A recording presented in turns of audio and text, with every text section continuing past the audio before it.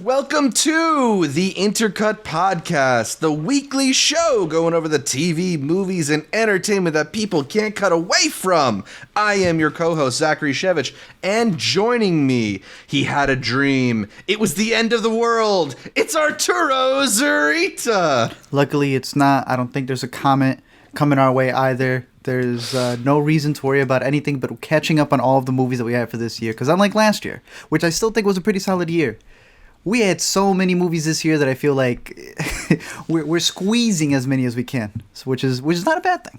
Yeah, exactly. A lot of good movies to choose from, and the toughest thing is to fit them all in, but in order to go through the best of them, we want to bring on the same person we've brought on for a couple years running now.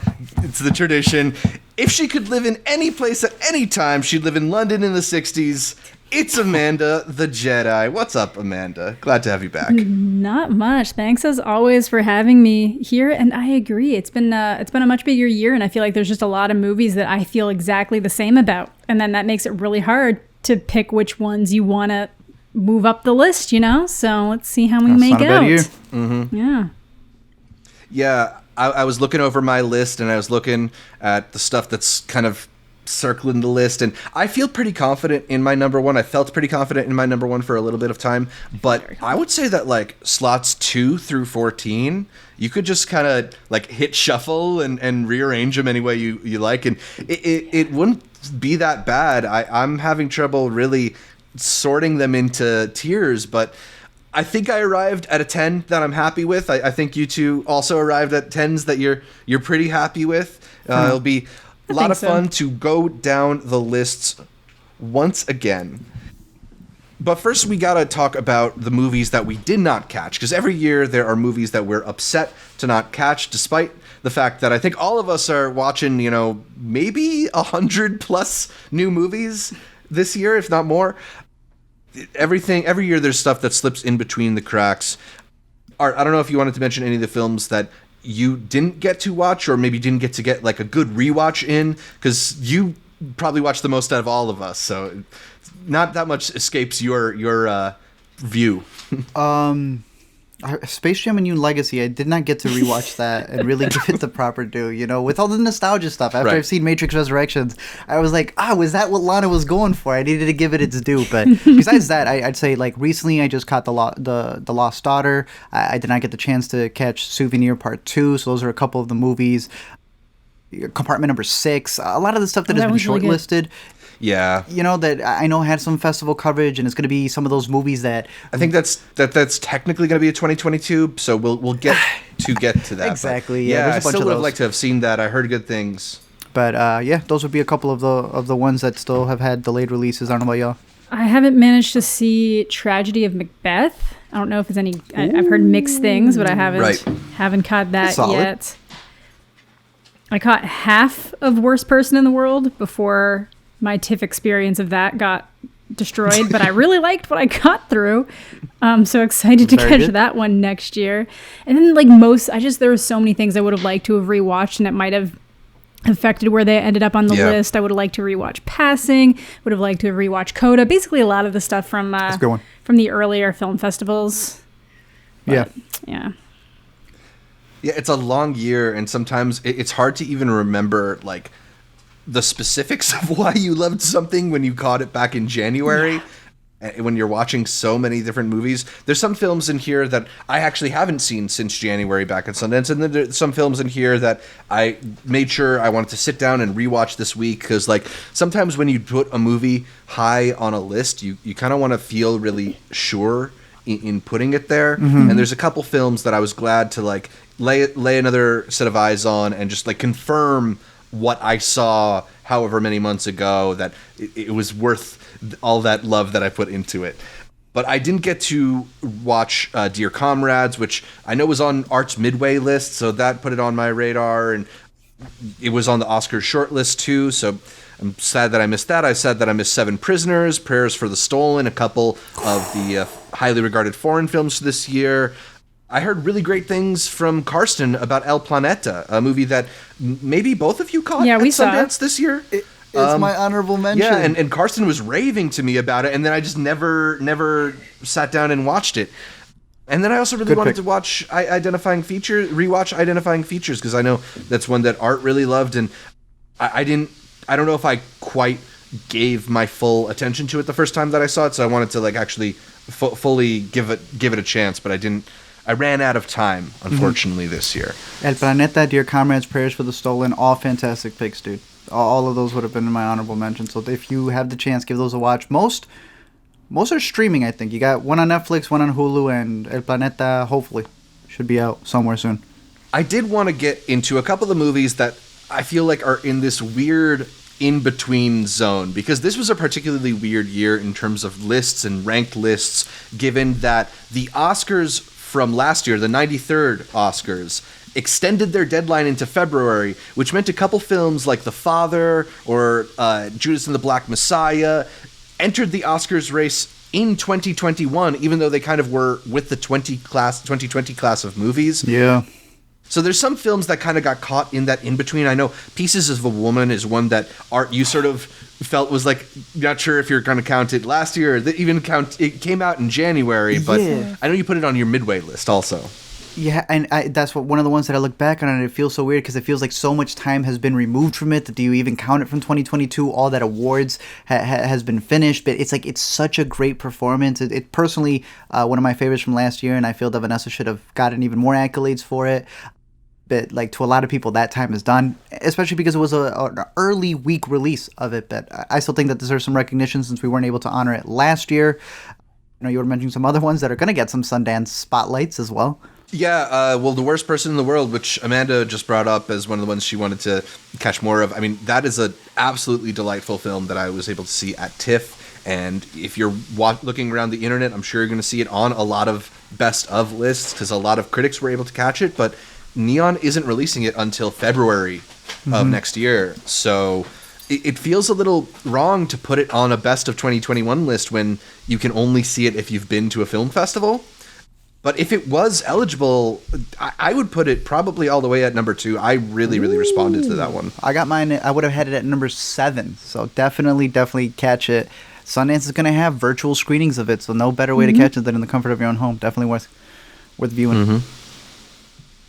Another one that I ultimately decided to not put on my list is The Father, which is an excellent film. I probably would have had it at like number 5, number 6, something like that. Good.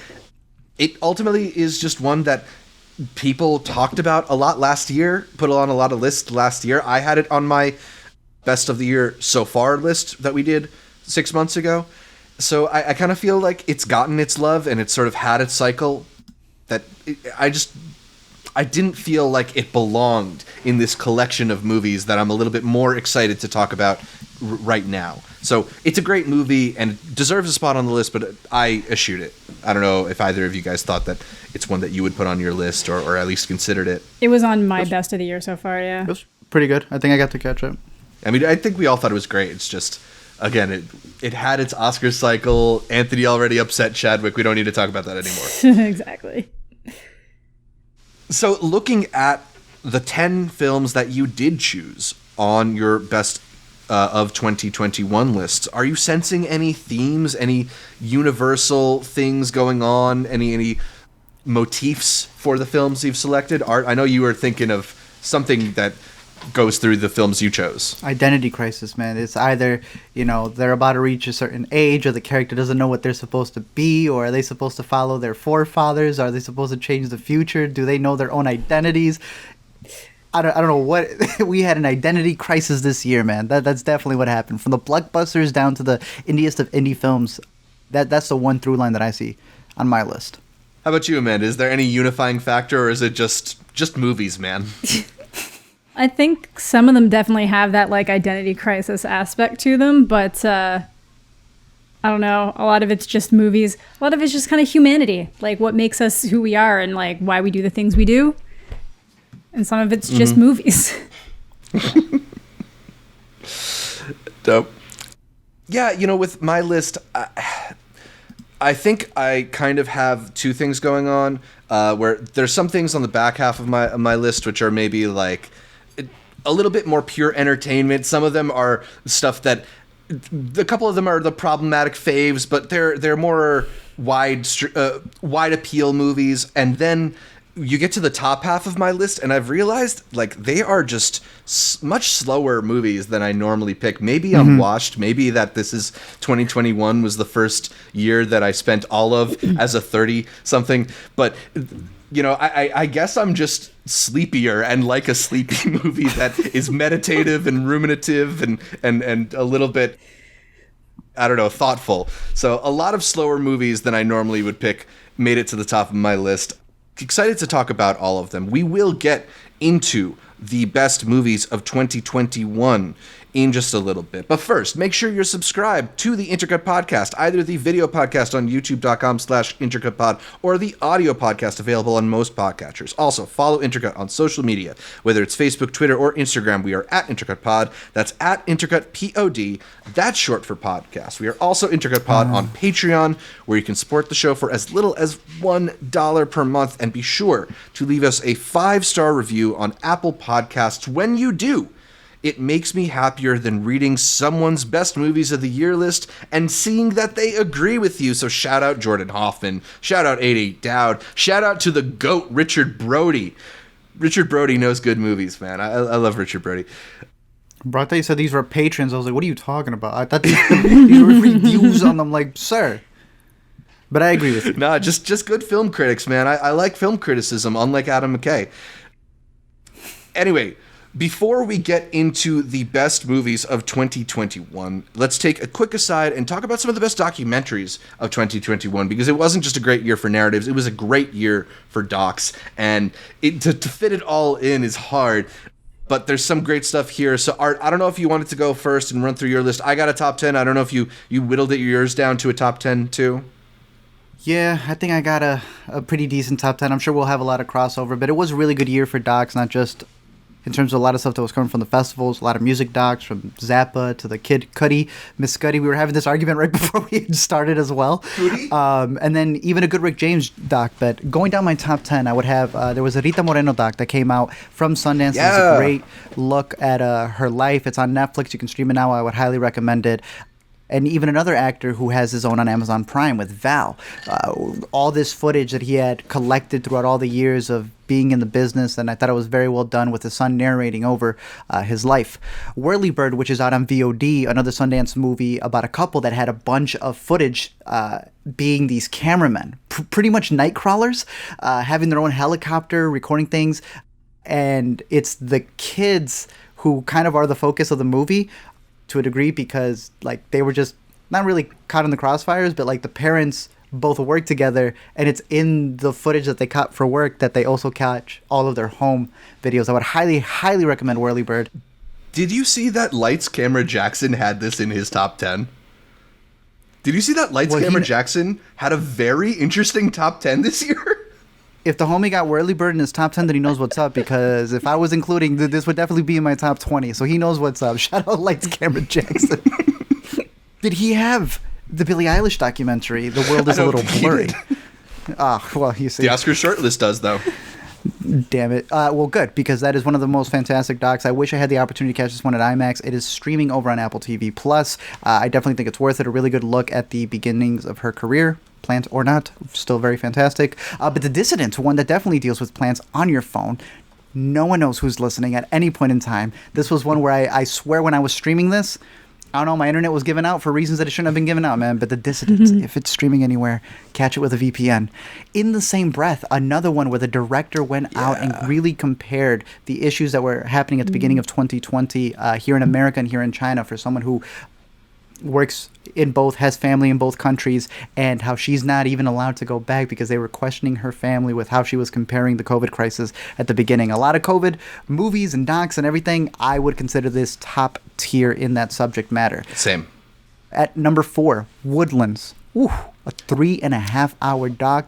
These two just let me know that it's on Shudder. I didn't know that. I was about to buy the $300 box set that they're selling with it, and it would be 100% worth it. This is the epitome of what a horror breakdown should be, going into all of the folklore of everything. Like, if there's any horror tale that you've ever thought of, they will mention it here. The moment I saw that Yorona get brought up, I was like, all right, we're good. They're going to cover everything from Candyman, all of it. It is completely worth your time. It's hard to think of covering any single topic comprehensively, and somehow this documentary like actually makes a case that it comprehensively covered the subject of folk horror. That in and of itself is one of the reasons why I'm surprised that it should have done some shortlists as well. Definitely worth it. Just a great piece of documentary filmmaking and archives and all that. Flea, one that flips a documentary format in having it all be a narration that is then animated, dealing with this immigrant who went from the Middle East into, I believe he's in Canada. I haven't seen this one since Sundance, but I know it's one that's stuck with us the whole time. It has been shortlisted for not just doc, but international feature. It's for sure going to get at least one Oscar nomination, if not two. Definitely. I would highly, highly, highly recommend this one. One of my favorites out of Sundance, as well as two other Sundance flicks that, Zach, start your 10 because I know that you and I have very similar top twos.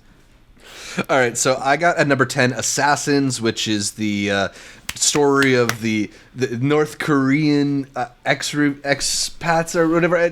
The assassination of Kim Jong-un's brother that's done in a really covert, weird way. I mean, it's a story that's so bizarre, it's hard to even summarize it, but incredible story of what happened in a really complex situation. MLK FBI is one that is another great excellent one. doc that came out this year, telling the story of the relationship, if you want to refer to it that way, between Martin Luther King and J. Edgar Hoover. Summer of Soul.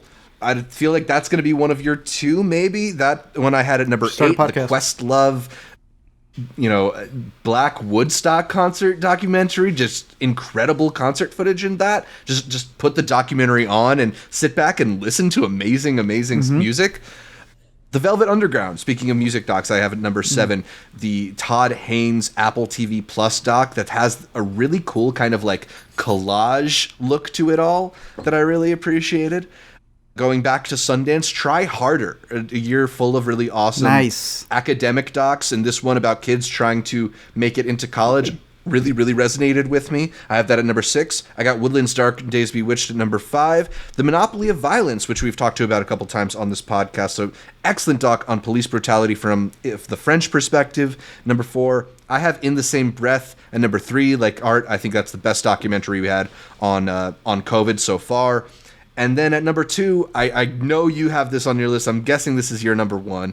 It's the boy Theo Anthony, All Light Everywhere. Just what a fascinating piece of documentary filmmaking. What is so special about All Light Everywhere, dude?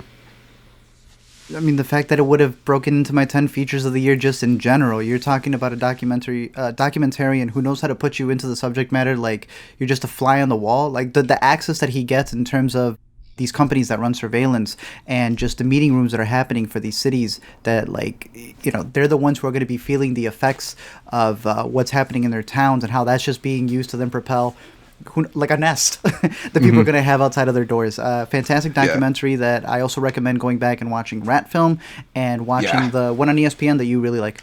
What is the Instant Replay one? I'll get that one and I'll put it in the description below because that's maybe my favorite Theo Anthony thing. But yeah, All Light Everywhere. I always pitch it to people as a documentary about surveillance that asks, what does it even mean to surveil? It's so good.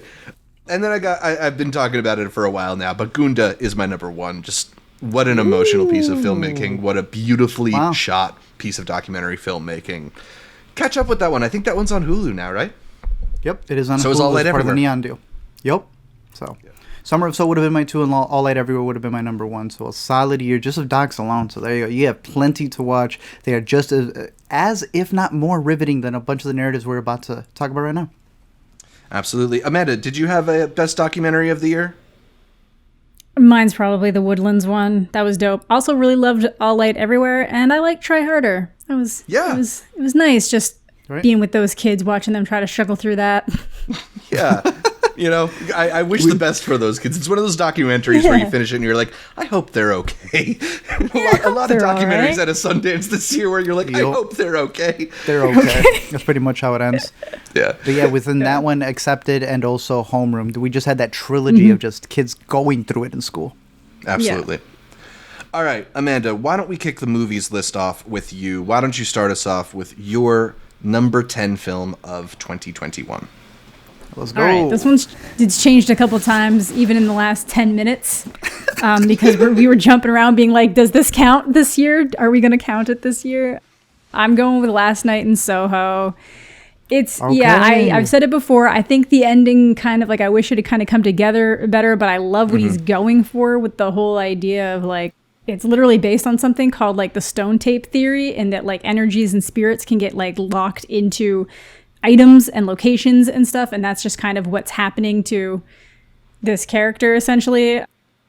I figured it would be poignant. I had already changed it to Last Night in Soho when you used the Last Night in Soho entrance for me. So I figured it was meant to be, and I had to keep it.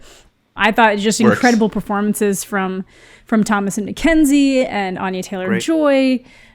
Just really, really solid. Some really great filmmaking there too. Like there's an early scene where everything's being mirrored and the dancing, and it's just a lot of it's all down to choreography and just in-camera work. There's only one scene where it was something where they had to use digital effects, which is really cool. Yeah.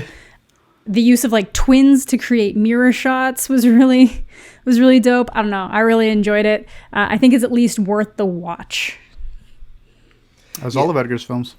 Yeah, Edgar Wright is like a just inventive filmmaker, like consistently inventive filmmaker. And even though Last Night in Soho didn't work for me in a few different ways, like there's a lot to just really appreciate in the style and in the execution of it. He's just got such a flair for these bravura sequences, like you mentioned, that whole first dance sequence is you feel incredible, swept away the way she does. You do, yeah, absolutely. And it's the best sound design of the year, in my opinion. That's where I'm rooting for it in the technical sense, because he really brings that in. And as Amanda said, I think a lot of people went in it, be it, the story issues that it has, is a lot of people felt like it was just solely on mental illness. But as Amanda had mentioned with the behind the scenes of the stone theory, is that he really based it off his mom. He felt his mom really could sense these spirits, and he was always embarrassed to like admit that, but he was just like, I kind of think she was right. So this was like his homage to his mom, the idea that you can enter a room and kind of like feel what had happened there, especially in a place like London. Amanda brought back several ghosts when she came back from visiting, so. No, honestly, I went and found those places. I was like, look, you're the Eternals poster. Yeah, it was so dope. Go get a pint with the Guinness and everything. That's dope. Yeah, loved it. All right, great. Edgar Wright and Last Night in Soho makes it to Amanda's number 10. Art, what do you have? I know a lot of people are going to have this higher. I know some people have it as the highest. Drive My Car, a 3-hour drama. I don't want to say it's epic because it's very slow, but in the best way possible. This was one of my favorites coming out of the Chicago International Film Festival. I know it's one that a lot of people are not just rooting for in terms of international feature, but they're looking to have this one as the best picture nominee. This is, if I'm not mistaken, from Japan. We got a director who came in and decided to give us a twofer between this and the other one was called Wheel of Fortune and Fantasy. Yeah, the Hamaguchi double feature. This man has just been working his butt off. It's a very well-directed movie about a director/screenwriter who has advanced a little bit in life and now is found himself in a scenario where he deals with... I'm trying not to spoil it. It's a really good movie. Yeah. It's very slow, but go catch it, I went into it as blank as possible. I knew nothing other than someone was going to drive his car. That's literally all I knew going into it. I just knew it was based off of a Murakami short story, and I really like Murakami's work and stuff, so I was down for it. I didn't include it on my list just because it's not actually available where I live, so I didn't think it was coming out until next year, but they told me that it is actually available. Otherwise, I would have taken it into consideration because it's so good. Yeah, for sure. And Hamaguchi not only has those two films that he directed, but he co-wrote Wife of a Spy, the Kiyoshi Kurosawa film that also is getting a lot of plaudits this year, which I haven't had a chance to catch. But yeah, Hamaguchi just being super prolific right now, and the quality does not seem to be suffering for it. So nope. Cool. Glad that you have Drive My Car on your list. My number 10 is the latest film from Sean Baker, Red Rocket. I don't know. This film hasn't necessarily sat well with everybody, but I think what Sean Baker does really well is give you these complex characters who aren't normally the stars of movies, these kind of outsiders who, in a lot of ways, are much more representative of America than the normal stories that we get in dramas, in like adult dramas or whatever. Mm-hmm. And he does a lot of interesting stuff in terms of trying to reflect the political climate through these characters, but not doing it in such like a direct way. The Simon Rex character kind of is in some ways a Trump stand-in, but I think it's done cleverly enough that it's not the type of like Adam McKay in your face politics that's going to turn people off. I think the story itself has enough to hang on that you can be there for the plot and pick up on the allegory or the metaphors or whatever have you as you sit and think on the film. And mostly what I just enjoyed is just the moment-to-moment process of seeing this character work his way through these scenes. The dialogue in this movie just has there's a certain energy to it that just evokes all the people that you hope to never run into, right? Like there's just this energy of like, I know that dude and I never want to talk to him again. But absolutely. But there's something special in being able to capture that. And Sean Baker is maybe the best filmmaker right now at giving you those complex, hard to like, but also somehow empathizable characters. It's a complicated movie, but it has me thinking about it over and over again. So it's one that I want to watch again, and it made it all the way to number 10 on my list this year.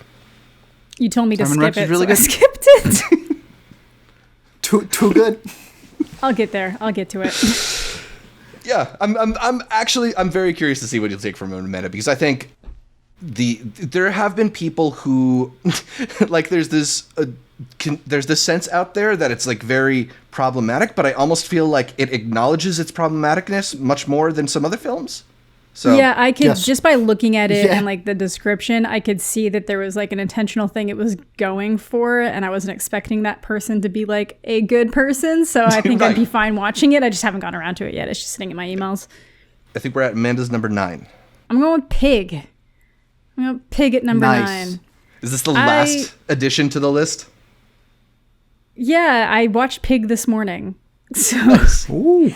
I thought it was just such a like charming little like brutal at the same time, just very sad like deconstruction of John Wick kind of is what it ends up feeling like. It's like you just kind of think, okay, they took Nicolas Cage, gave him a pig and said, do what Keanu did, but except it's not that at all. It's almost like the stark opposite, but it's like really good. And there's these really nice, tender moments. And then it ends up going in a direction that you don't really expect it to. I don't know. I liked it a lot. Same. This one almost broke into my top 10 as well. I stick with it being Pigatui, and I agree with everything you said. I'd like to see that on the poster. Charmingly brutal, because that's exactly what this movie is. It is charmingly brutal. And hey, are you rooting for him with this whole campaign and getting Nick Cage the Oscar for this movie? At least a nomination for it? I would say I would nominate him. I'm trying to think of who else would be up for that category. I don't know, I'd because nominate to me Nick Cage. it's a jam-packed category. But when it comes to a performance between him or like Leo this year, which I think Leo's getting a really big push, I'd sacrifice Leo for Nick Cage this year. I would sacrifice Leo for him. Yeah. There's just like this one, like the quote. There's one quote that I really liked. It's like, we don't get a lot of things to really care about. And I was just like, oh my God, that's just so simple and nice. Yeah, I would, fuck Leo. Get the fuck out of that category, man. That's nowhere near your best performance. No one needs you here. Go away. A good double feature with Gouda. I'll say that. Yeah. And the Truffle Hunter doc, too. Right. Oh, yeah. Yeah, I might need to give Pig another rewatch. It didn't really work for me, but also I think like Hulu just threw a bunch of commercials in the first like 15 minutes of that movie, and I think that's a movie that's like you need to get into the rhythm of it because it's kind of slow. Oh, it's kind easily. You have to. Yeah. Art, what's your number 9? One that's going to be a little bit higher. Some may even cosplay as the Green Knight himself. Look. Yeah, we will get to that. Dev Patel. Yeah, you know what? I'm going to save it because I know Zach has it a little bit later, but I would highly recommend giving this one the watch, making up your own opinion, because I know it was very divisive when it first came out, and it caused a conversation that I thought should be had, but I think it's pretty dumb to divide this high art, low art type mentality when it comes to movies. But highly, highly, highly recommend this one. We'll get into it a little bit later. I'm a little surprised to see this at your number 9. I feel like I remember from our conversation that you were a little bit like... I was? iffy on it. I think this is a movie that the more you sit on it, things start hitting harder. I actually just rewatched it recently. I had bought the 4K and I sat with the entire behind the scenes to it.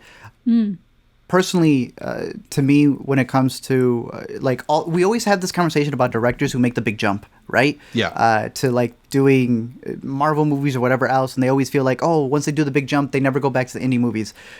A homie right here, Laurie, literally did Pete's Dragon, found all of the VFX artists there, and went, let's go back and make like something where Casey Affleck's just covered in a ghost sheet. He then took the same people and he worked on this bad boy. This is one where I've seen it, I want to say 2.5 times right now. And on the second time, I liked it a lot more. I didn't hate it the first time I watched it. Yeah. But every single rewatch I've had for this has been even more. And I highly recommend checking out the behind the scenes because they are loaded. I went to go rent the DVD or the Blu-ray. The Blu-ray had a certain featurette. And then the Apple purchase had the same featurettes, but with like deleted scenes. It was weird. So there's bro, I don't even know how to explain this to you. There is so many behind the scenes that I'm like on an Easter egg hunt trying to find them. I think Voodoo's got a separate one that isn't in there included. Then there's a 4K that's still going to come out. He's got me over there searching throughout more things than The Green Knight did in his journey, but it is a fantastic movie. And again, keeps going up higher on my list every single time. Cool. Glad to see that for sure. My number 9 is a film that I put on the best of the year so far list when we did it a few months ago. It's Test Pattern. One of the standout indie films that I've seen from this year. Just a very well told small story about something that is in certain ways a very everyday act. There's the pursuit of medical care, right? But it also gets at the small indignities along the way that come with the current system we have in America that just doesn't make it easy to get the care that you want, and particularly how that can be so tumultuous when you're in a precarious situation. I think Shatara Michelle Ford, who this is her directorial debut, she wrote the film as well, does such an excellent job of handling this material with grace, with the certain light touch that just lets you kind of ride along with their characters and be in their shoes for a little bit. And there's a certain point in the film where they play the Dance of the Sugar Plum Fairy, and it just kind of feels like everything that... all the maddening, kind of hilarious, but also sad nature of the film, all culminating in one moment. I think it's one of the standout indie films that I've seen this year, and definitely put everybody involved on my radar. Makes me really, really root for them in the future. So I've been talking about that one a bit this year, but it's one that I'm hoping doesn't get lost in this end-of-year award shuffle. Highly recommend that as well. I honestly forgot that was this year. I thought that was last year. It's long year. It's been like in a 2-year limbo, hasn't it? Like it originally premiered somewhere in 2019, right? Yeah, I think it was like an early. It was like a late 2019 festival movie that was in some of the early 2020 festivals, but it's been bouncing around and took a while for it to get its distribution. But yeah, it's available now, so hopefully more people catch up with it. Dope. Amanda's number 8. So my number 8, Killing of Two Lovers. Okay, cool. Hey. Yeah, I don't know if anybody has this further down. And I had it on my honorable mentions. I just caught up with it recently. Yeah, this is one of those ones I think if I had watched it again, it might be further down. But like we were saying, like a bunch of these are just so interchangeable if you're bouncing around with them. But I just really like it. But we'll talk about it more once we get to art. I'm glad all 3 of you mentioned it. That's it. I'm just glad that it's on all 3 of our list. That's it. That's all I can be thankful for. All right, what do you have at 8? The one animation on my list. Okay. Encanto was really good. Wow. But it doesn't beat the Mitchells, baby. The Mitchells the the Machine easily. My favorite animation of the year. Chris Lord and Phil Miller dude, they know how to produce the hell out of an animation, you know? They did Spider-Verse. They come here with Michael Rianda, who I know, like... There's a very personal aspect to the story when it comes to this, college student who's not just finding herself and using her art, but also in her relationship with her father. And it's like, when you learn how much he really related to his dad, even animating the dude to look just like his real life father. Yeah, there's a certain point where it almost feels like a biopic for the man, especially considering how he went and did all of his film school when, his family wasn't really looking at that as being a thing. But I think the voice cast is fantastic. I think the animation is incredible. And it's one that with every rewatch, I still find myself laughing. He even voices the little brother, and I think that's what Aaron probably does some of the goofiest scenes that always get me to chuckle. Awesome. Yeah, that's one that I also had in my honorable mentions. That's probably my top animated film of the year as well. Same. For sure. Yeah. Although, like, Flea is the one that everybody's hoping for the Oscars. Definitely. So Yeah. Look, I'm torn with that. Like, to me, Flea is like, what it does well in terms of a documentary. And it is a great animation. But if we're talking about the actual animated style, like, yes. The thing that they did with this movie is that they compared every frame that they had to the most popular movies. And if it looked too similar, they're like, we're not being original enough. They went back to the drawing board and redid everything that they had there. All the Easter eggs. Like, in terms of animation, this really knocks it out of the park if that's the way we're judging it. For sure. Yeah, I can't disagree with you there. My number 8 is Steven Spielberg's West Side Story, the film that maybe awed me most with just its technical ability. I sometimes it's just as simple as pretty shots, man, like amazing shots all throughout this movie. And I think we're at a point where so much blockbuster filmmaking is dedicated to these CGI spectacles, or maybe has like a looser feel to it, and it's just so refreshing to get something that's so meticulously crafted, where there's so many frames that are just, they land perfectly. I feel like it's a type of filmmaking I've been missing, and it feels so alive. It's one of the reasons why I love to see movies on a big screen, is just to see when even the little camera movements just make a little more sense when they're guided by Janusz Kaminski, It's obviously, the story is the story that it's always been, and it's not going to be a story that I think makes a whole lot of dramatic sense unless you completely rewrite it. But I'm not really there for the story. I'm there for the showmanship of it. I'm there for the big numbers and the big set pieces, and just how amazing it all comes together under Spielberg's direction. So I think maybe the most highly crafted film that I've seen this year, and I had to get it on my list somewhere. So I got West Side Story at 8. Ariana DeBose, best supporting Ariana performance, in my opinion, for this year, for sure. You think he's snatching director?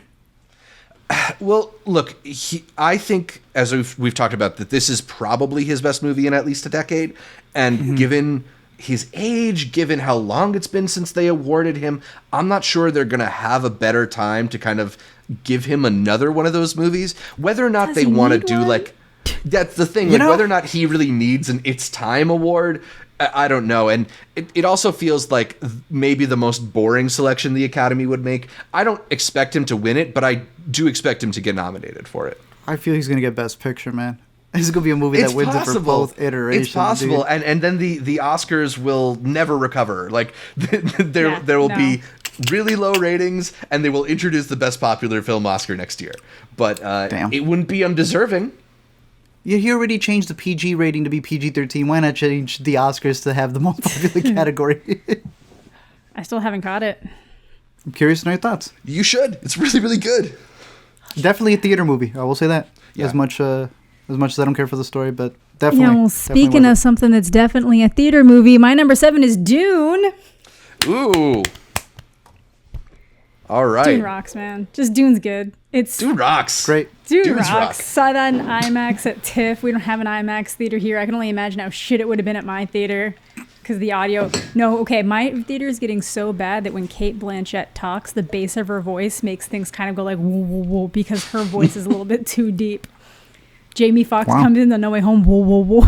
I'm like, oh God. So I'm really glad that I caught Dune in Toronto. Its biggest flaw is that it is painfully a part 1. Mm-hmm. Still great, though. Yeah. I agree. I concur. Mm-hmm. I just think, like, in this current age of blockbuster filmmaking, like, yeah, it's a little bit of a letdown that it doesn't have more of a conclusive ending, but how many films of that budget really do have a conclusive ending, right? Like, all the MCU stuff feels like just episodes in the ongoing MCU saga. Mm-hmm. You know, even Matrix is teasing that there could be more Matrixes out there. Oh, everything has a sequel now. Yeah, Yeah. absolutely. And it has to be left with the open end to create more sequels, even if they don't Yeah. think there's going to be more. Exactly. Mm-hmm. But yeah, and it's just Denis' vision, man. Gotta respect that. So good. Art, what's your number 7? Yo, my 7 was one that was super jam-packed in terms of figuring out what had its release, what didn't. You had mentioned Pieces of a Woman. That would have been here. It was in the midway. We mentioned Worst Person in the World. I guess it'll be here next year. Not sure. I need to take the time to save this number 7 spot for a movie that was shortlisted, I believe. I don't know if it went all the way for the Oscars. I can't remember. But in my heart, it was definitely a top 10 movie, and it still is. Identifying Features had its release this year. And this is a movie that I hope more people get the chance to see. It's a very quiet movie. It's a very slow-paced movie, but it's one that I absolutely adored in the way that it gut punches you at the end of the film. That's all I'll leave it. Yeah. I'm definitely going to rewatch that film because it's not just you. There's a lot of people who've been talking about it as one of the best of the year. So loved it. Awesome to give it another shout out. Hopefully more people catch up with that. My number 7, I'm going to continue an unfortunate tradition of picking a film that Amanda's not going to be happy with. I have Licorice Pizza at my number 7. It's my vibes movie of the year. I'm always happy for an opportunity. That's your vibe. Don't tell anybody that's your vibe. It's my vibes movie. I'm happy for any opportunity to hang out with Paul Thomas Anderson in his world, and I love the energy of like just these young people running from scheme to scheme and hatching new adventures. Young. They're all young, and I think one of the things that the movie does particularly well, ironically, is talk about the difference between being 15 and being 25, and the hope you lose in those years when the world is like kind of your oyster, but increasing or like as the years go on, less and less so. And I think just the way that it captures how cool it is to be a teenager and how not cool it is to be in your 20s, it's really resonant, really stuck with me. There's so many scenes that I loved. It's a good time, man. I love this movie, Licorice Pizza. I just want to see this conversation continue as someone who's like right in the middle, and I kind of see both sides right here. I am alone on a fucking island. I am alone on an island. You're not alone. You got the TikTok generation with you. Watch Fred Rocket. This movie lasts me in 30 seconds. In 30 seconds, this movie, I was like, how are they going to bring it back? There's a way they can salvage this. And then I was like, never mind. It's not going to be for everybody, but I think it really works. It's not going to be for everyone. I've literally had people being like, yeah, that part's so disgusting, so gross. Don't understand why they did it. 4 out of 5 stars, though. I'm like, that's the movie. I'll also say this. I don't think the movie works if he is 18, 19. I think part of what it's about is that youthfulness. It's the other way around. It makes sense for him to want her. It doesn't make sense for her to get jealous and show him her tits and to rub up against him half naked and to like there was a way this movie really could have worked. There was a way it really could have, and I was like rooting for it. I was like, let's go. Never mind. I think the movie's allowed to be what it is. I think a lot of people are pretending that stuff doesn't happen in the movie. I think that's one interesting part of it. When I see on Twitter, people like, they say stuff doesn't happen in the movie when it does, and I'm like, it's okay to admit it does. Yeah. Like, it'd be messy. Yeah. It's the whole point fine. Of the movie. Yeah, exactly. If you're okay with it, like, there's nothing wrong as long as you're acknowledging what's actually happening. But I'm seeing people being like, no, it's just really like a tender friendship. And I I was like, do you show 15 It is vibes, though. Boobs? Like, oh, yeah. It is vibes when she whipping the van in the bed. Yeah, absolutely. Vibes movie. I'm like, it's almost there. It's so close. We'll have to have a Licorice Pizza after credits part 2. Anyway, I think we're at Amanda's 6. We're at my 6. I'm gonna go Promising Young Woman, which did not actually. Yeah, it didn't release until this year. I think Zach had it on his list last year, and I didn't include it because it wasn't actually out yet. But it was also nominated for an Oscar last year. So people know about it. But I like Promising Young Woman a lot, and it's one of the ones that I end up coming back to a lot because I made a video about it, and I've had friends say that they really like my video on it, so then I always just think about it. Super strong performances from Carey Mulligan. I said performances, just a performance. It's one performance by her, really good. It would be pretty crazy if there were multiple performances. It happens in a lot of movies. No, I think the way she switches really Zach in and out of her figure. It's very good, darkly funny, and just this really like avenging angel type story that I really vibe with. Some people really hate it, but yeah, if you're interested in more of my thoughts, I go over some of those nuances in my video if you want to check it out. Yeah, we'll leave a link to that below. Yeah, Promising Young Woman, another one of those movies that kind of falls in that like 2020, 2021 crack. Got the screenwriting award. Mm-hmm. We first had the opportunity to watch it, although I don't think any of us did, or maybe we did. Me and Zach, some of us did. Art saw it together. Me and Art saw it because I told you don't worry, it'll be out in April, and then something called COVID happened. It got delayed way too far. Yeah, but it's on HBO. People give it a watch. It's a really good pick. A really interesting movie, and definitely one that has divided some audiences, but I think a movie that divides audiences that drastically is doing something that's at least compelling in some right. So if you haven't caught up with it yet, definitely do that. No. I'm fine with it being divisive, but some people are trying to ignore. They got fucking blinders. PG movies. Is Pleasure out, guys? Because this would be my number 1, 2, 3, 4, 5, 6 of the year.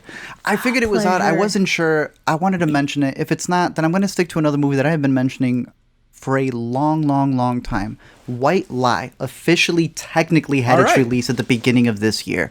And this will be it. I'm no longer mentioning this movie. I love this movie. It is a thriller, but I feel like I am always bringing it up whenever it appears on any streaming services or whatnot. But I would highly recommend this film. A little bit of a psychological thriller of this young student who is pretending to have cancer in order to be able to not just dupe the institutions around her, but also friends, family members. And I think it's just a really good character study and a really great performance from the lead, and I would highly recommend it. In fact, I think it's even available on some services like Tubi. So it's like you can watch it for free, and it's one of the best thrillers out there. Putting White Lie. Do not confuse it with The Lie with Joey King. That's a different movie. Two different movies. Different Canadians. Different. Completely. Both Canadians, but White Lie for sure. Yeah, it's interesting. White Lie, we both caught it, I want to say, almost a year ago when it was doing the film festival circuit. And it's one of those kind of small little thrillers that, it's really solid, but I think I watched it and gave it like 3.5 stars. But it kind of sticks in your head and really gets under your skin a little bit. And I just keep finding myself thinking about it and bumping it up my lists. I'm glad you put it on here because that's a really great indie film from the past year. All right, so my number 6 is the movie that I almost forgot about. I accidentally erased this off my list and then I had to scramble and find a spot for it.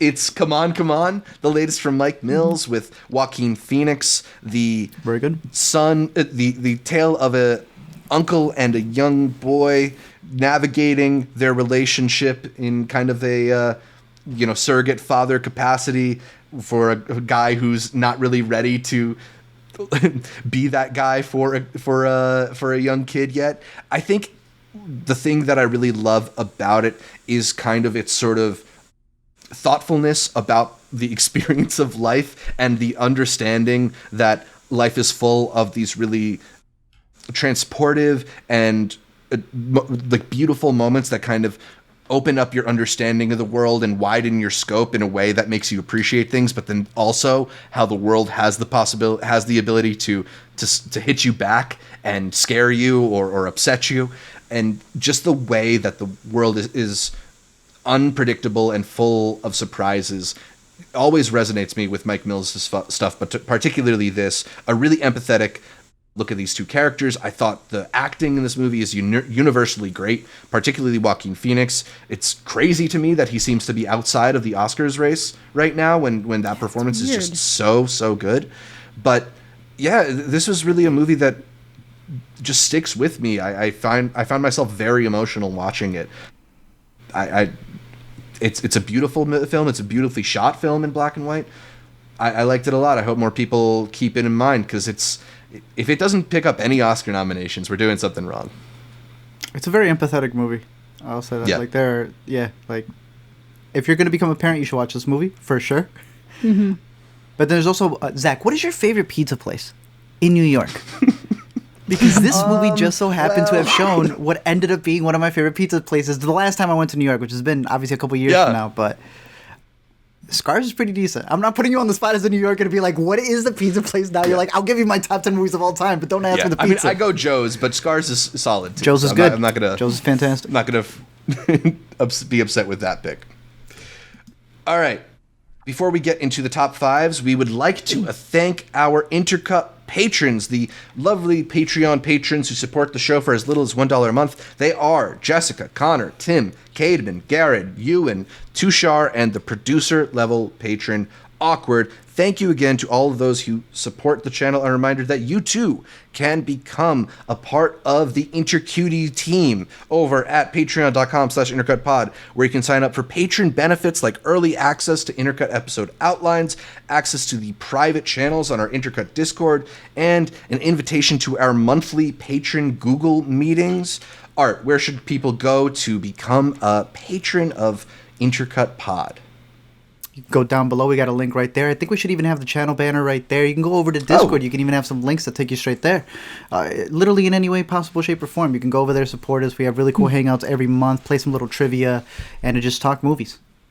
Awesome. So yeah, please join and be an Intercutie for patreon.com/intercutpod. All right, Amanda, what is your number 5 best film of 2021? All right, this is a weird one. It's not technically available in America. It's still doing weird circuits. It's available in the UK though, and I mentioned it before. Get that VPN. Dinner in America. Dinner. I don't know why this is my movie. It's not. I would not say it's good for the first 20 minutes, but then it picks up, and I think it picks up steam after that, and it's really charming.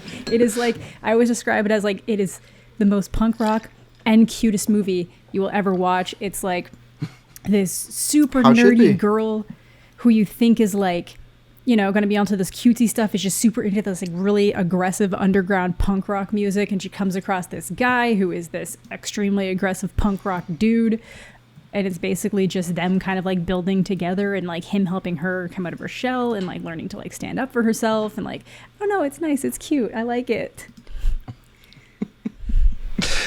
Are you going to use this as an opportunity to put it on your list in 2022 if it gets picked up in 2022 as well? No, I think I'll let it lie here, because I didn't use it on my list last year. Yeah. But I used it on my midway list. Yeah, I mean, so it got a release this year. I don't know what's up with that. It's so weird that it's just kind of been caught in this limbo for so long. Yeah, so like it's been the weirdest release schedule with this past year. Yeah. To its defense. So, if you have a UK DVD player, you can watch this. All right, so technically an option, though it might require jumping through some hoops. Dinner in America, Amanda's number 5. All right, what do you got number 5?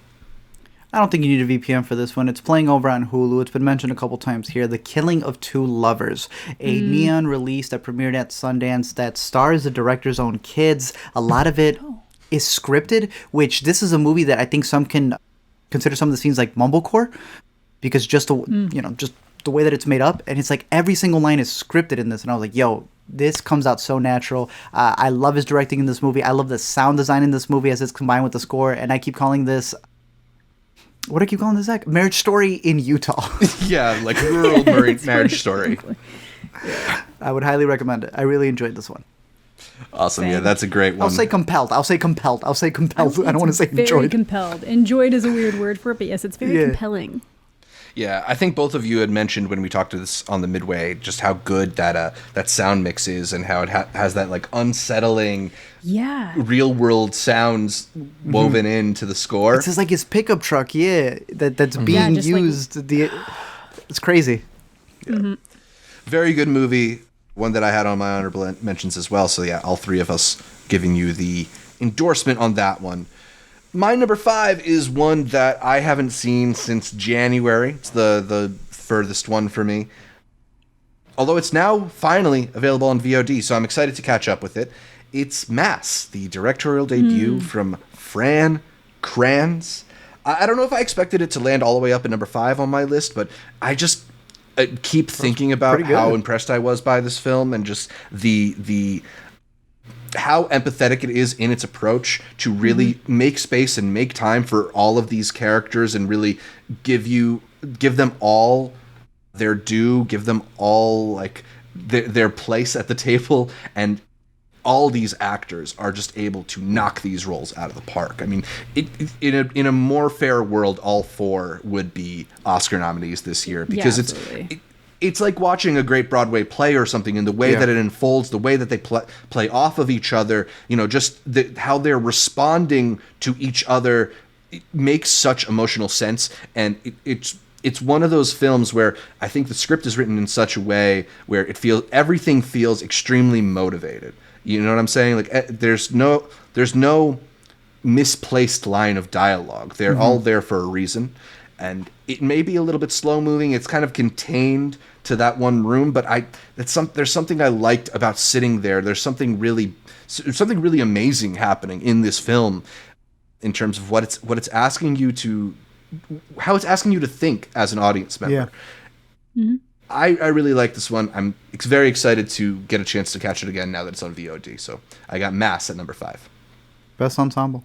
And you're right. He could have leaned either way with such a hot topic, and he doesn't. Like, at no point does he allow one actor to, like, supersede another one and really take the conversation elsewhere. Like, you get a very nuanced, very aggressive conversation that makes you uncomfortable as a viewer. But I am surprised that this has not picked up more acting awards, because Martha Plimpton absolutely killed it. Oh, she killed it. I mean, if you have Dowd in the movie, right? Ann Dowd, yeah. Yeah, Ann Dowd. She's my and standout. someone else steals the thunder. I mean, Ann Dowd's not giving anything less than a 5 out of 5. So if someone's superseding, like, you got yourself a really good movie in terms of the ensemble. But good for France. Good for the boyfriends, man. Look how far he's come.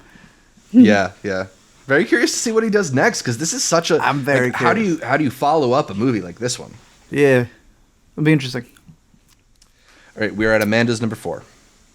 I'm going Judas and the Black Messiah, which Very I cool. know is definitely higher on Art's list, so we'll leave it there. But we've talked about it a bunch before, so just if you haven't watched it yet, why not?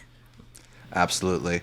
That is one that might have made my top 10, but I figured we had it covered, so I left it off of my list. Fair enough. Art, what do you have at number 4? Some call it Dune, some call it Dune, the director calls it Dune. Dune traveled all the way down. I mean, this right here, a little live Heffy that came from Chicago or from Texas itself, because they were not playing this in the intended ratio. And Zach knows that I saw this movie every which way on HBO, on regular theaters, in our IMAX here, but this man shot it specifically to be in 143. It is my number 4, but really it is my number 1 movie experience of the year. It is my most rewatched cinema experience. I mean, technically, I feel like I was making up for Tenet. You saw it like 6 times in theaters, no? Something like that, bro. And that at one point, I logged onto your Letterboxd, and it was literally Dune, Dune, Dune, and Dune. But look, it's done. I'm done with it. I really do enjoy this movie. This to me is the blockbuster of the year. And I mean, we had several other ones, right? You had, everyone's loving No Way Home from this year. I think that's still, as much as I love the story, an exceptional experience that a lot of people have had. You know how much I love Godzilla vs. Kong, dude. I do. I love that movie. I even love the finale one. That was this year, dude. Again, this is why I had to see Dune multiple. That's why I had to see Dune multiple times. I didn't have the ability to catch the big lizard on the screen. And even with No Time to Die, ending that franchise right there.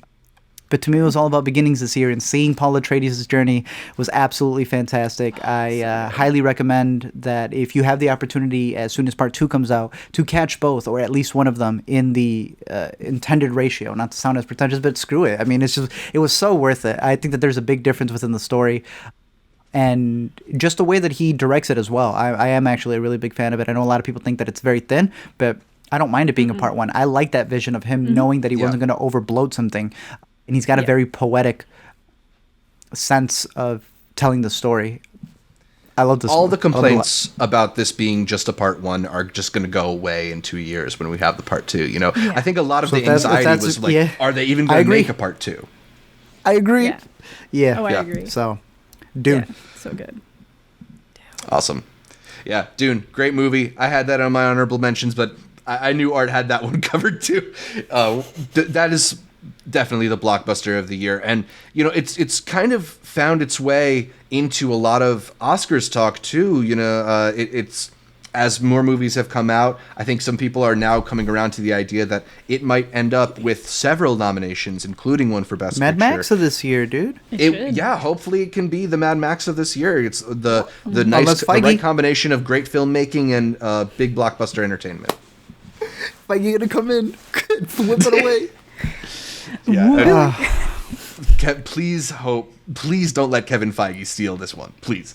Yeah, seriously, like I love Spider-Man, but like he could take Spencer's. He could take that SP in the thing. You'll see. They're gonna say Spider-Man. No way home. My number 4 is The Green Knight.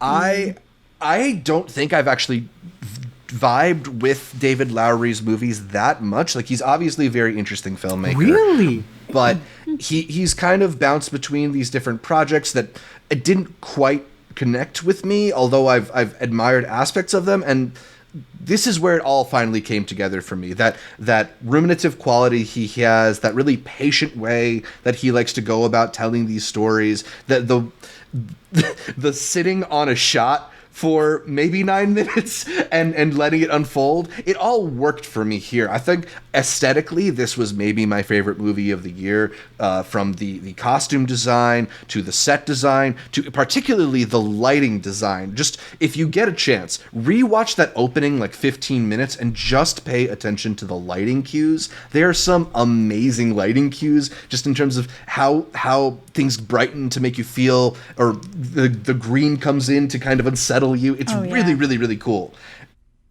So beyond just all those choices, I also just found this one to be so thematically powerful too. Yes. The way that it becomes this whole encapsulation for anxiety and this impending event, and something that I think anybody can relate to is that just that idea of something hanging over your head, preventing you from doing the thing you need to do. There's so much that's very smart about how this film is done, and beyond just agreeing with its approach to script, it's a movie you can just turn off and watch because it's that beautiful.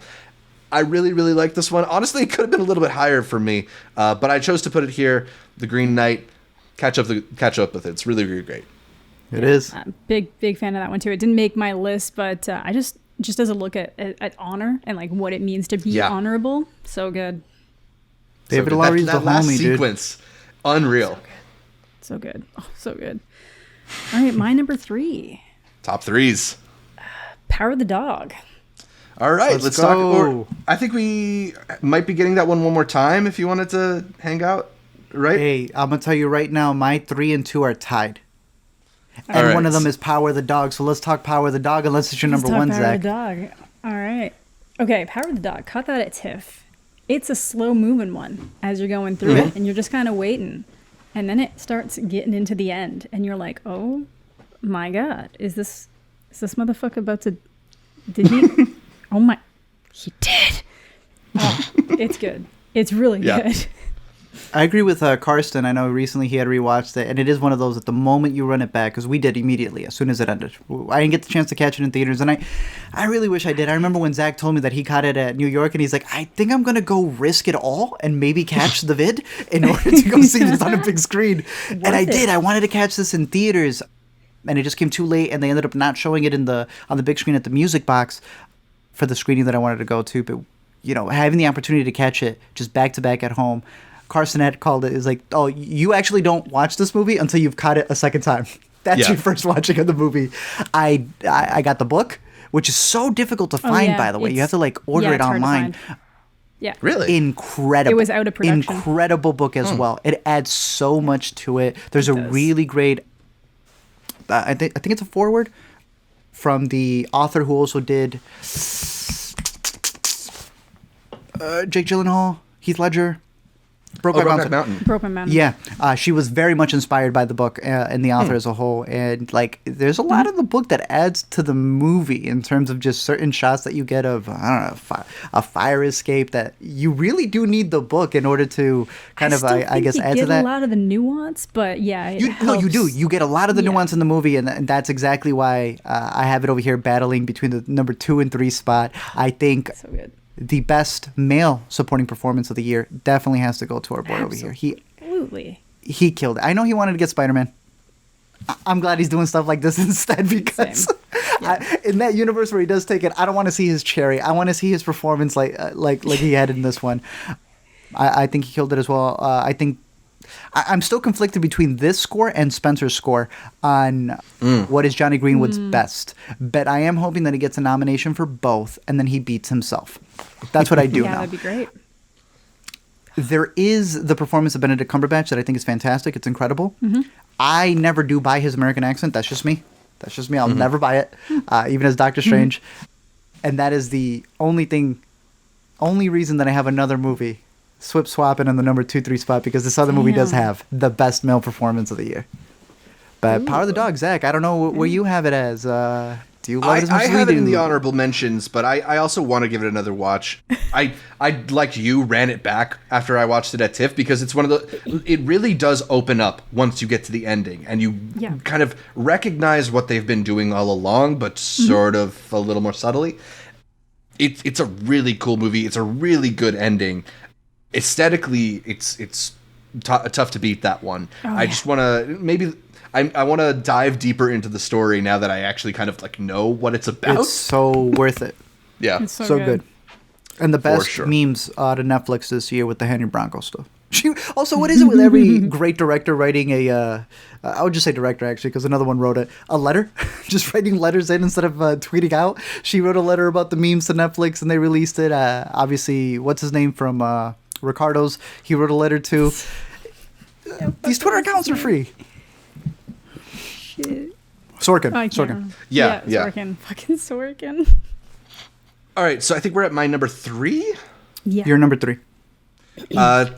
Art, you already mentioned it, but I got it a little higher than you. Ryosuke Hamaguchi's Drive My Car. I thought you said Ryan. No. But a little bit deeper than that. Although from a similar part of the world. Drive My Car, Japan's submission to the Academy Awards this year, the one that I'm hoping takes home Best International Feature. Actually, maybe Worst Person in the World. It's hard to choose. I was about to say. This one, though, I was not really expecting to be quite so captivated by this one, particularly because it doesn't really open itself up in this emotional way. It's very reserved. A lot of it is kept below the surface, but they give you enough information that all that stuff that's below the surface informs the things that they're not saying, right? So you spend the whole movie watching this guy hold in these really complex emotions and let people kind of bounce off of him and they kind of share little bits of themselves, and it becomes this immensely rewarding, personable, beautiful experience where the dialogue just feels like transcendent. It feels like you're entering the lives of these people. And I found myself so emotionally involved in this movie in a way that I'm not always emotionally present in the moment. I cared so much about how this guy would feel and what would happen to how he's navigating this grief. I think it's a really rare quality to be able to elicit that from an audience, and I think this movie does it so well. It's just a beautifully performed film. I think I don't remember the lead actor's name, but it's maybe the best leading actor performance I've seen this year, and I don't see people talking about it that way. It's just such a smartly done film in so many ways. I'm blown away by Drive My Car. I want to go see it like 1,000 more times. I haven't had the chance to yet, but I'm probably gonna go do it in theaters, even though it's 3 hours long again, because it's such a beautifully told film.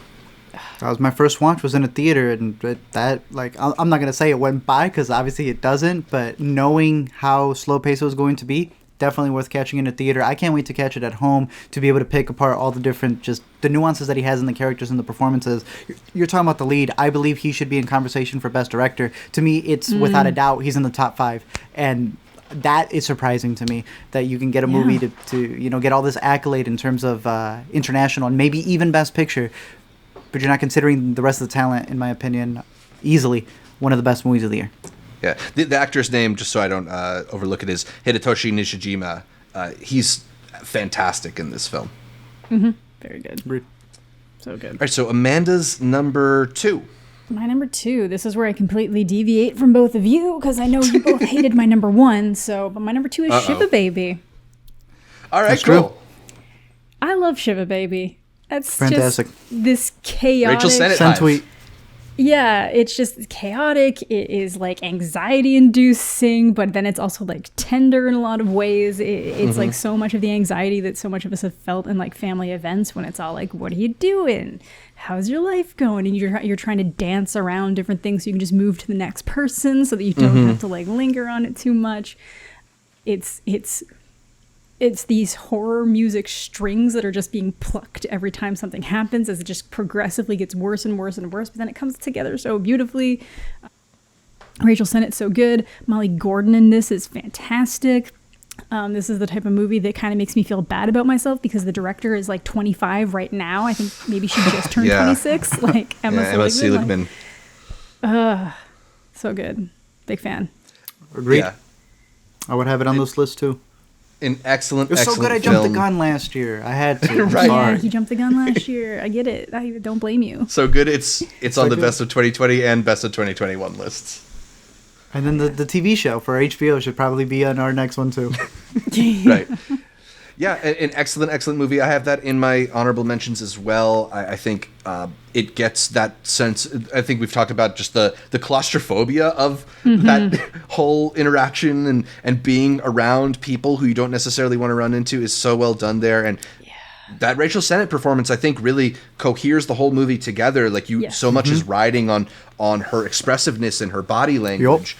Yep. A lot of what happens in that movie goes unsaid, or at least said indirectly, kind of hinted at. So she's doing so well to navigate that role. I think it's really great. Art, I'm going to skip you to go to my number 2, because I kind of feel like I've almost got the same pick as Amanda, but in an opposite execution. Because my number 2 is The Humans, a film that I feel like also gets at that difficult nature of getting together with family and feeling some kind of distance, right? Like, to me, part of the reason why it's done in these very long shots that kind of make these rooms feel big and empty is it's about the emotional distance that you can experience at home, that how sometimes a family doesn't necessarily feel like a family. And these are all people who are kind of going through their own interpersonal dramas and personal crises, but not really in a position where they feel comfortable to share it with each other and to get through it with each other. They're all on their own little islands in this movie at the dinner table together. And I think there's something very beautiful about that in terms of how it was written by Stephen Karras and how it's directed too. It's surprising that a Broadway play adaptation is this visually compelling, but I think he's really a guy who's studied the great filmmakers and come into this movie with a clear sense of how he wants to depict the story. I think it's an immaculately shot film, but it really comes down to the acting, and everybody here is giving great performances. Richard Jenkins, Jane Hodischell, who won the Tony for this role. People have expressed skepticism over Amy Schumer's ability, and they will not express that skepticism if you watch her in this role. So natural, so good. Beanie Feldstein, Stephen Yeun. I really responded to this one. I found myself kind of shell-shocked and feeling like empty and sad and hollow by the end of it. But it's just beautifully done. It really resonated with me. I like this one a lot. I got The Humans at number 2. Solid. Playing over on Showtime as well. Yeah. Very easy to catch that one online. So, Art, what's your number 2? Andrew Garfield swung in and just took the best performance of the year, in my opinion, in Tik Tik Boom. I thought he absolutely killed it. The story of Eric Larson and how he really felt like his... Jonathan Larson, my bad. And how he was like really approaching his 30s and felt all of this anxiety about has he made it, has he not. Obviously, if you don't know the backstory of Rent, they catch you up immediately on how that went for him. This is also Lin-Manuel's directorial debut, and I thought he did a fantastic job, especially considering a lot of the COVID protocols that he had to deal with. I think the music side of it's done incredibly well. It's a really good supporting cast, but again, Andrew Garfield he steals the show. I think if you're a theater kid, I don't see how you don't give this a 5 out of 5. I am not necessarily a theater kid, but I really like the story it was telling in terms of someone who's just fighting with his creativity. This is like a dude who, as Lin-Manuel would say, is always writing like he's running out of time. I love this movie.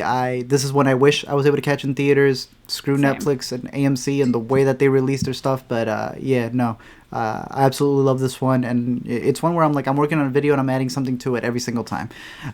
So in that sense, how can I not put it in my top? All three of us are under the impression that this is a good Andrew Garfield performance, right? I know there's some people who think he's like maybe doing too much in this film. I think it's like he's doing exactly what this character is asked to do. Yeah, absolutely. I'm still bopping 3090. Like, my God. I didn't even know there was another way. I didn't even know there was a... Well, Garfield is a guy who puts 110% of himself in his performance. You know, like he's he's going to be doing a lot. And I do see how sometimes that maybe is too much in the way that some people think like Jake Gyllenhaal needs to calm down. But I think he's really great in this film. I think he's fantastic. This ain't the guilty. He's doing fine here. Right. Yeah.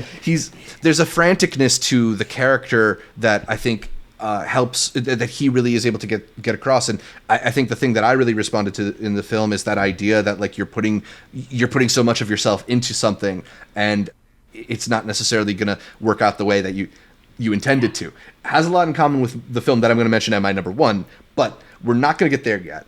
Let's go back for a second and talk about the honorable mentions, the movies that did not make our top 10s, the movies that we wanted to include, but there's only 10 spots, and I can't fit that many on the graphic. It just makes the text really small, and it's not going to be fun to read on Instagram. So, Amanda, what do you have in your honorable mentions for 2021? There's a bunch we've already talked, like Tik Tik Boom was there, Drive My Car, so I won't mention those ones. But first up would be Petite Maman, which is the most recent by Celine Sciamma, director of Portrait of a Lady on Fire, the best movie of the last 2 years. Or 3. Or 3. Petite Maman, it's just a really beautiful story about like it's like friendship, but it's like at a very young age, really great performances from like really young actresses, which is very uncommon, and it completely hinges on their performances. It's a short movie. It really just seems like, this is something I can do in the pandemic, but it doesn't make it any less good. It's a really great movie. Yeah, I think when I figured out what that movie was doing, like I could feel my heart get hurt a little bit. I know. Oh, yeah. Won't spoil it, but very good. Other than that, Spencer, we touched on a little bit because of the soundtrack, but I'm sorry, that performance is so good. And it's not just because I love Kristen Stewart. She did a genuinely good job. I would have been the first to say it's like I was there day one at a press screening, but like you didn't pull it off. But like she really pulls it off. Like you feel her anxiety, the claustrophobia. I think she really nailed the performance itself. The fact that she is from like Los Angeles and she's playing a Brit. I was convinced, not British. My opinion doesn't matter, but to me it worked. I really liked it. I think a lot of people weren't expecting that to be like a contained to 3-day type movie. I think people might have been expecting like a full biopic, but I kind of like what they did with it. Other than that, one that I caught at, I think it was Fantasia Fest actually, Oak Room. Oh, right. Yeah. I really liked Oak Room. I think it's out now, so you can catch it. It's got RJ Mitty. Yeah, Shudder. RJ Mitty, who played the kid or the son in Breaking Bad, Walter's kid. And it's just this like really interesting like thriller type thing, just in kind of like 2 locations. I was really captivated by it, and I'm excited to like revisit it. Dope. Oh, those are some good picks. Art, what do you have in your honorable mentions? Besides Thunder Force, I do have There Is No Evil, which I believe... I can't remember where I caught There Is No Evil, but it's pretty much it's done in 4 parts. It is an Iranian film, if I'm not mistaken. Yeah. It's actually on Mubi right now as I'm looking at that. You have 4 stories that are all centered around the death penalty. And the way that the stories evolve, I think, are done very, very well. And Mohammad Rasulov, he was not allowed to make a movie. So his loophole was, okay, I won't make a feature. But there was nothing against the government allowing him to make 4 separate shorts, which he then combined and he made a feature. So I know that one's streaming. Definitely put that one. I was surprised how conflicted the group was with Titanium, also known in French as... Titan. There you go. Look, it's not as good as Raw. Yeah. I really do like her direction in this, though. And it's one that I am still going to... I don't know, it's not going to leave my mind considering a lot of the imagery that was in there. I understand it? No, not at all. But I think she's one of the best directors that we have working today. Would highly recommend people going back to revisit Raw. We had The Mothers, Parallel Mothers and True Mothers. One a story that is almost like half a documentary in True Mothers of a woman going and like just figuring out her relationship with her daughter that ends up becoming kind of like a documentary, which evokes a lot of the director's own past as well. And then Parallel Mothers that evokes a lot of the history in Spain, coming from Almodovar, who I believe should have been the front runner when it comes to Spain submission, but they submitted another movie. Haven't caught that one yet, but when that gets its release, Parallel Mothers did have a theatrical run in some places. I would highly recommend it. A lot of people are also pushing Penelope Cruz's performance, and again, it is a movie where you have the story of 2 mothers, but it's how their history also represents a lot of what's happened there in that country, and a lot of Nespresso sponsorships in it as well. Happily, my last 2 would be Happily, this kind of like sci-fi. Almost dramedy, if we're being honest, of this couple who everyone believes they love each other too much, and this like spark has not left to the point that they have to be aliens. There's got to be something wrong with them, and they end up kind of crashing what is a getaway where all of the group of friends ends up sitting down, and it becomes this like therapy session where everybody in your group knows something about the other person. And maybe like 2 of you talk smack about the third person, and then those 2 talk smack about the third person, but no one ever like evokes it. And in this movie they have a scene where it's just complete just therapy that happens.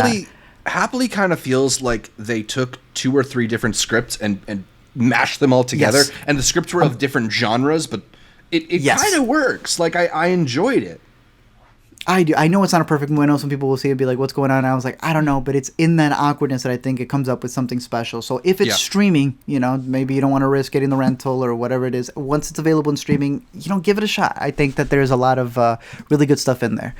Finally, I gotta mention Hive.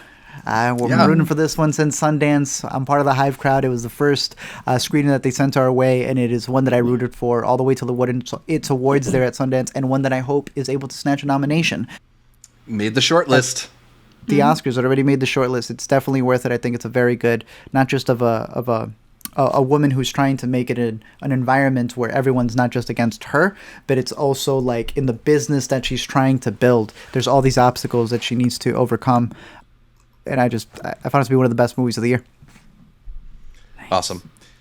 My honorable mentions, you guys brought up Dune. I got that on there. I have King Richard. I think it's a really satisfying sports story, and I really liked Will Smith's performance in it. I also liked Anjanae Ellis in it. I just think it's a really interesting drama that marries like this underdog story with the actual true-to-life stuff. So I dug King Richard quite a bit. No Sudden Move. We got another Soderbergh heist movie this year. Thank you. And it's a period piece. And I had this on an honorable. Yeah, it's like Don Cheadle giving like one of the best performances he's ever given. And we're just kind of like, all right, cool. It's on HBO Max. It's on HBO Max. It's a great movie. It's a great movie. A really good cameo. I don't even want to spoil what the cameo is, but when that dude appeared on screen, it blew me away. Absolutely. I really liked Bad Trip. That was one of the movies that made me laugh the most this year. The Eric Andre prank comedy. A couple other comedies that made me laugh a lot. Mandibles. The Quentin Dupieux Bozos Find a Giant Fly movie that Adele X. Charplis comes in halfway through and absolutely steals. X. Charplis.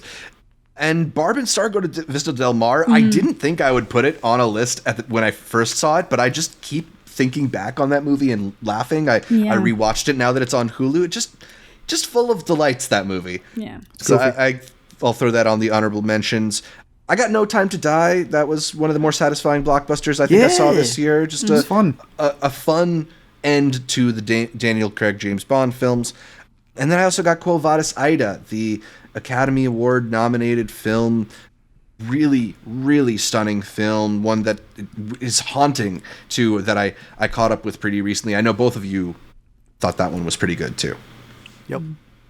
I forgot Zola. Oh yeah, you didn't mention Zola. That's another great one. Sorry. Zola's good, guys. It's because we saw it so long ago. Yeah, right. Based on a crazy Twitter thread. You can buy the book on the A24 website of all the tweets.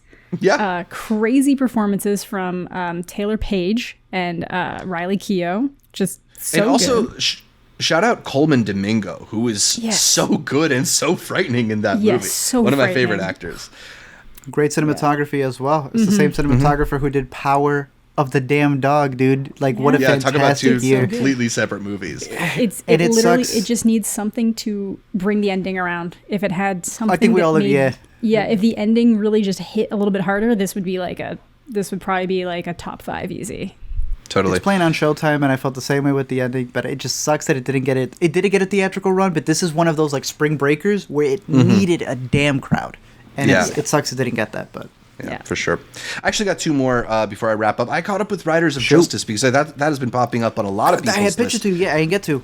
A really, really satisfying movie. Like, it's kind of cut from the Liam Neeson Taken, I'm gonna get my revenge, even though I'm like an older dude mold, but like nice. Mads Mikkelsen is just so compelling, and I think the action is done in like a lo-fi, satisfying way. But it's really the story and the way that the story opens up in some unexpected ways. You find out new things about characters that maybe in other films would just kind of be like the background players, and really, really do get the time to have a moment in this film. So I really liked Riders of Justice. And then my final cut from my top 10 list was The Last Duel. I rented it last night. I watched it. It's a really... I thought this was just a really satisfying mix of, interesting character storytelling, a very oddly funny movie in parts. I have Adam Driver's little like cape flip stuck in my head. I just thought this was a really, really great piece of blockbuster filmmaking. It's just a bit of a sad thing that it did so poorly in theaters, but these millennials, man, they won't go out to theaters. If anything, that just flooded the rentals. Exactly. That's the epic buffoonery we need from Ridley, not Gucci. Did you guys see in the latest round of press that Ben Affleck's doing that he says he doesn't think he'll make another movie that plays in theaters? What? That's a pretty sad statement. Tender Bar is playing in theaters. What's he talking about? I don't think that's even his decision. Yeah, that's true. That's true. He's like, I said this was Netflix only. That's weird, though. That's crazy, right? He's going through some shit, though. He's been saying some stuff in interviews lately. Affleck likes to talk when he gets an open microphone, for sure. Yeah, absolutely. Watch his one with Fincher. That's probably my favorite interview of the year. The one he did with Fincher earlier this year. That's fire. It's amazing.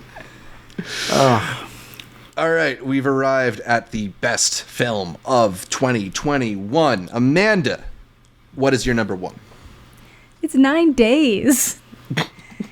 I've been waiting since motherfucking 20 January 2020 to talk about this goddamn movie. Me and Chase loved it because we're correct.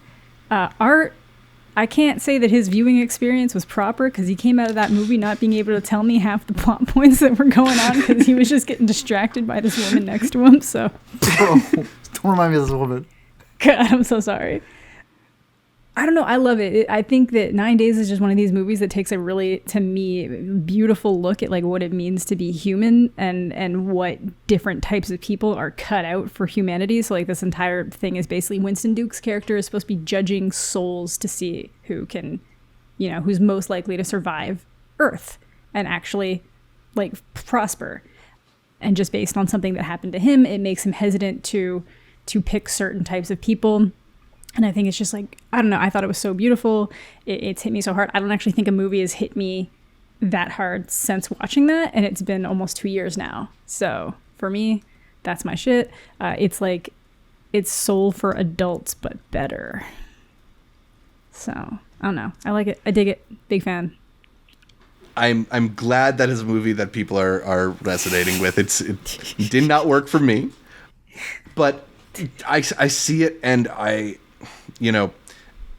think it's a really interesting it's a really interesting debut for, what's his name, Edson Oda?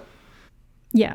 Because it's not a movie that feels like a lot of other movies. He's really striking his own territory with this one. So, yeah, I'm glad that some people have really responded to this one, because there is some really interesting stuff happening there. I love it. Art, we kind of alluded to it before, but what do you have at your number one? Judas and the Black Messiah. There's no way that I can't mention this movie if I didn't get the opportunity to do so in last year's list, and I'm not going to mention it here. Mm-hmm. They absolutely killed it.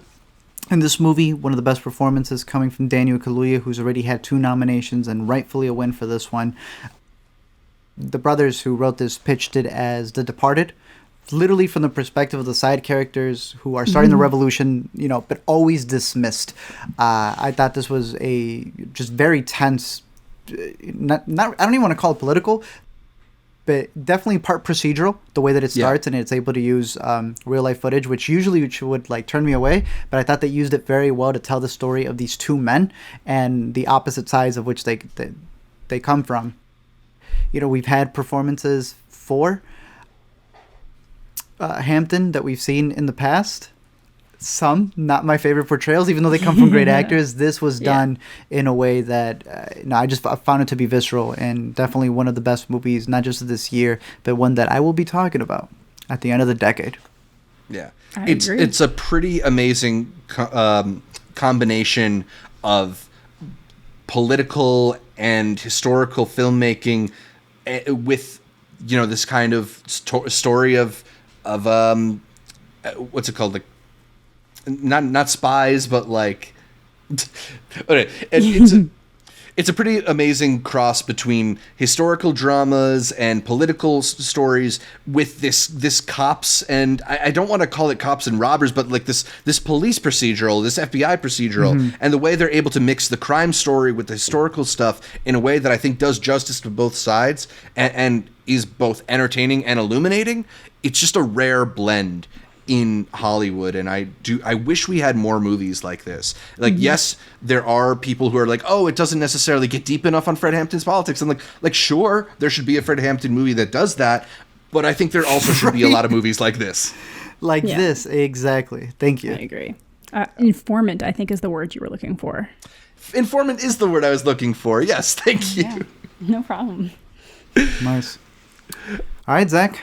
My number one is the same one that I chose at the halfway point. It's been my number one since the year started, since I saw it back in 2020.